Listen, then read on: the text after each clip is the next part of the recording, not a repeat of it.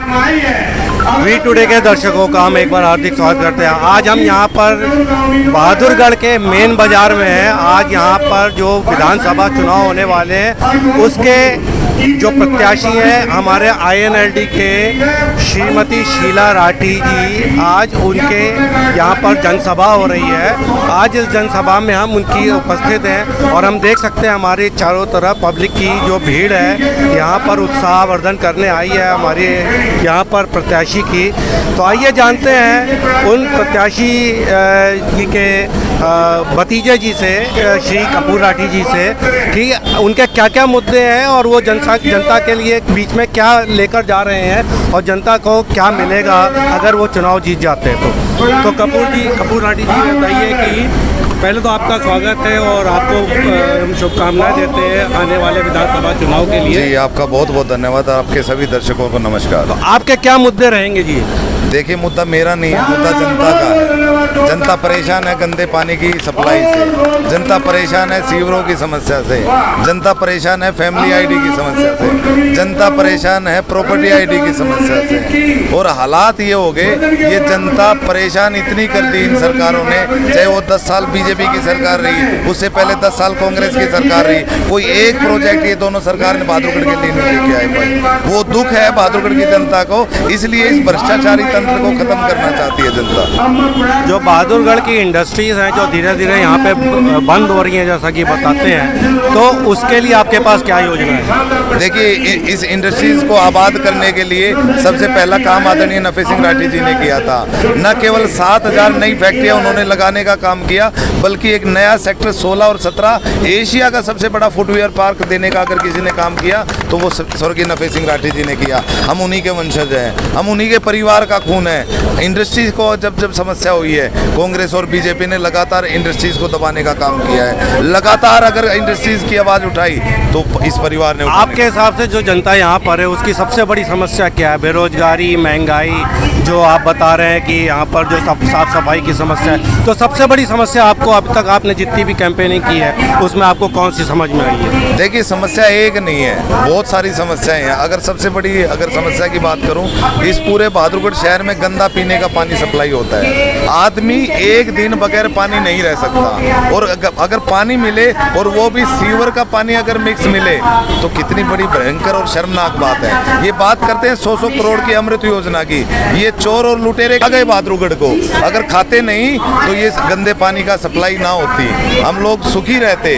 इन्होंने खा लिया बहादुरगढ़ और 100 करोड़ रुपए खत्म कर दिए बहादुरगढ़ के हिस्से के। सड़कों की बच्चे बीमार ना हो, कोई ऐसा घर नहीं है जिसमें बुजुर्ग बीमार ना हो। ये सारी समस्या पानी की जनित समस्या है जिनका समाधान होना चाहिए। रही बात सीवर की और गड्ढों की, देखिए गड्ढों में सड़क है, सड़क में गड्ढे हैं। पिछले 20 साल से यही तो लोग हैं, कांग्रेस भी है और बीजेपी भी है। इन दोनों ने किया क्या?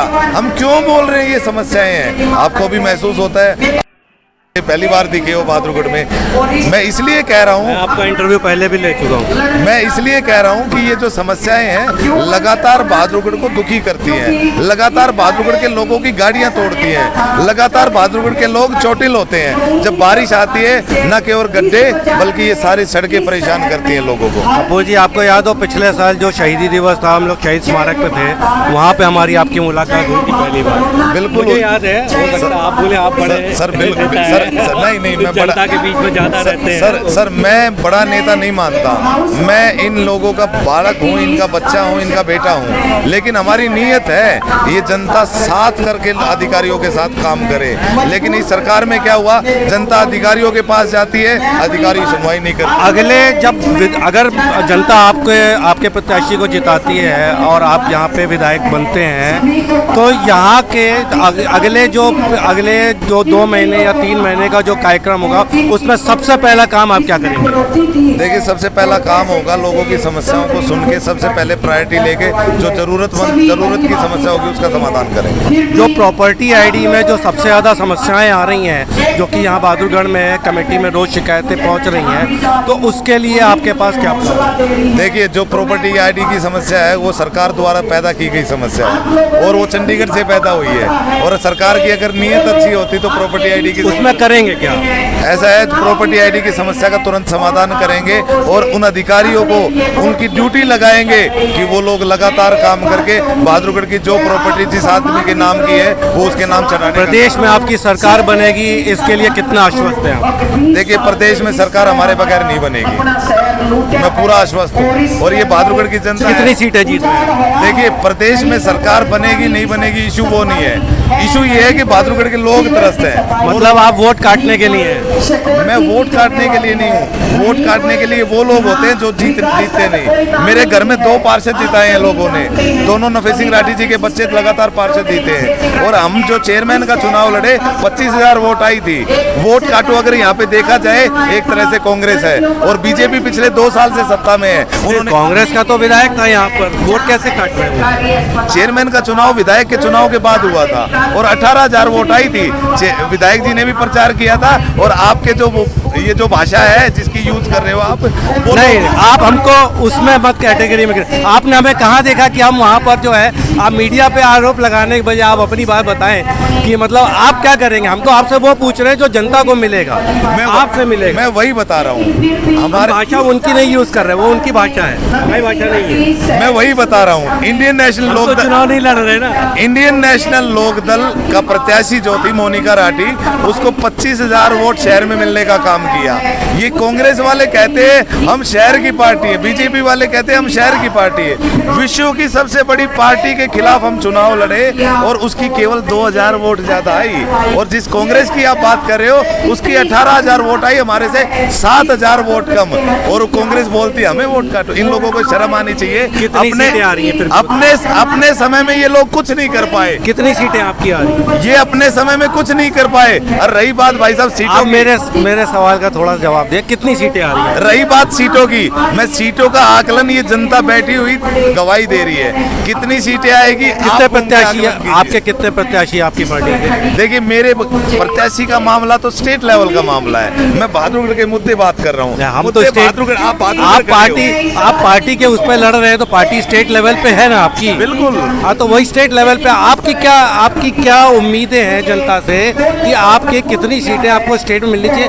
जो आप प्लान लेके चल रहे हैं या जो आपके मैनिफेस्टो है, जो आप जनता को देना चाहते हैं, वो आप अच्छी इफेक्टिव तरीके से दे सकें, तो उसके लिए आपको सरकार में रिप्रेजेंटेशन होना जरूरी है आपका। अगर आप रिप्रेजेंटेशन करेंगे तभी तो आप जनता को ज़्यादा अच्छी तरीके से सेवा दे पाएंगे। मैं आपकी जानकारी के लिए प्रभु जी बता दूं, हम जब पिछले चेयरमैन का चुनाव लड़े थे, हम टॉस पे चुनाव हारे थे और कांग्रेस के दीपेंद्र हुड्डा यहाँ पे वोट डाल के। चुनाव हारने का ये मतलब नहीं है कि आपने जो है कुछ जनता के लिए करना नहीं है। जनता के लिए करने के लिए आप किसी तरीके से भी जा सकते हैं। हमारा कहने का मतलब, हमारा पूछने का मतलब है, अगर आप मुझे बोलने दोगे तो मैं बताऊंगा ना। अगर आप मुझे बोलने दोगे, बिल्कुल आपको बोलिए, आप ही का मन। जब दीपेंद्र हुड्डा हमारे खिलाफ वोट डाल के गए तो उन्होंने सोचा था कांग्रेस की चेयरमैन बन गई, अब इन इंडियन नेशनल लोक दल वालों को क्रश कर दो। पहली बार देश के इतिहास में कांग्रेस ने बीजेपी के साथ गठबंधन किया। मेरा छोटा भाई वाइस चेयरमैन का चुनाव लड़ा और वाइस चेयरमैन के चुनाव में कांग्रेस का कोई प्रत्याशी नहीं था और कांग्रेस के लोगों ने बीजेपी का वोट इसलिए डाला कहीं इंडियन नेशनल लोक दल ना जीत जाए। खुद की जब इनकी हिम्मत नहीं होती, ये दोनों दल इकट्ठे हो जाते हैं। इनकी नीयत होती है कि दूसरा आदमी कोई इनसे ज्यादा वोट ना ले पाए, लेकिन ये जनता जनार्दन है, वो किराए के लोग आके जनसभाएं करते हैं। ये वो लोग हैं जिसने बहादुरगढ़ बनाया और हम जनसभा कर रहे हैं तो इनकी उपस्थिति। बहुत बहुत शुभकामनाएं आपको और उम्मीद है आने वाले इलेक्शन में 5 तारीख को जनता आपके लिए वोट करेगी, आपकी बातों को सुनेगी और समझेगी और आपका यहाँ पर जो है परचम लहराएगा। तो बहुत